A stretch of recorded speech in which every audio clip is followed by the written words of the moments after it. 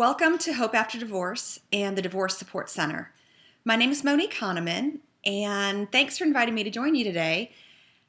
Like you, I've been there, done that with respect to divorce, and kudos to you for taking the step of being in this support group, because what you're saying is, I want to get through this, I want to get through this successfully, I want to move forward with my life.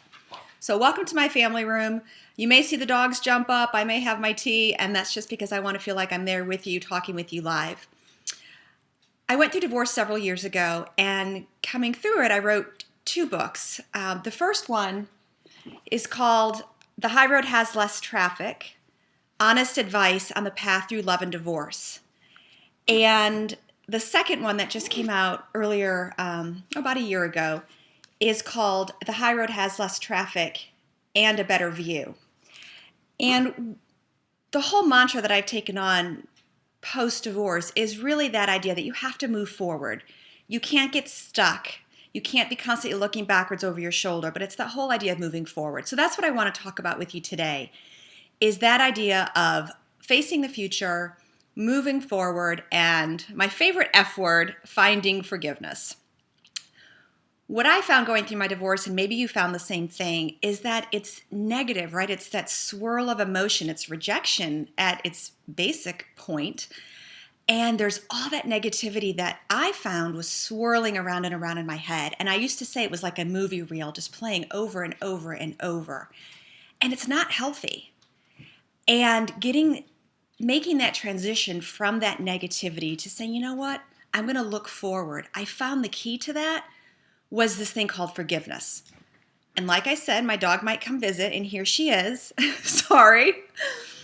So forgiveness. If I look back over my life, and I looked back over after I was confronted with the whole divorce thing, and there were several people in my life who came to mind who could tell me in painstaking detail the wrong that had been inflicted upon them, 20, 25 years ago.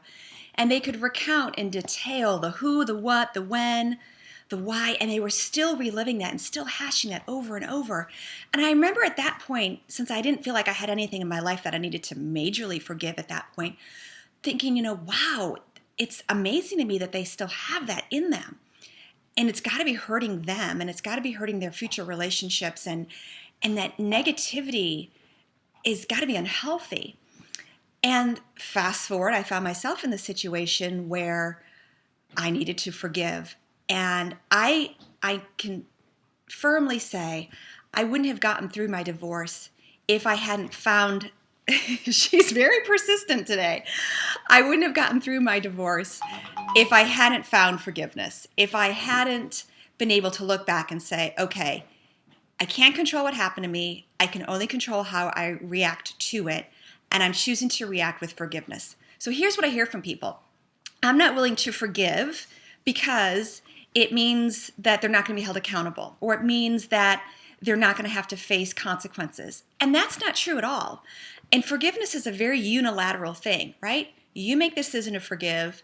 You say mentally in your own head, if you want, I forgive you. And then you get to have the freedom that comes from that.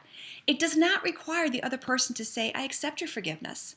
And the reality is, if you think of it from sort of your own perspective, your movie reel playing over and over of anger and retaliation and revenge isn't hurting the other person. They have no idea what's going on inside your head.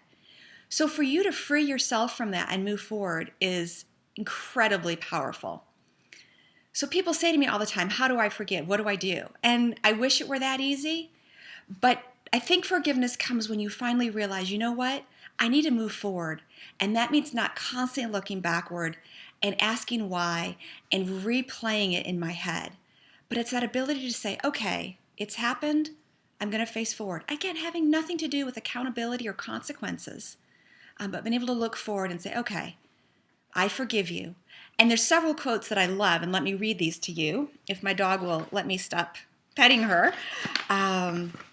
Several quotes that I absolutely love about forgiveness. And the first one is from a long time ago, Ben Franklin, and he said, the best thing to give your enemy is forgiveness, because I don't think people expect it. The next one Forgiveness doesn't excuse their behavior. Forgiveness prevents their behavior from destroying your heart. And I leave you with one more. And this was from Tyler Perry, the modern day quote. It's simple. When you haven't forgiven those who've hurt you, you turn your back against your future. When you do forgive, you start walking forward. So my wish for you is that you start walking forward and you do find that forgiveness in your heart and you start marching towards whatever it is your future holds for you next.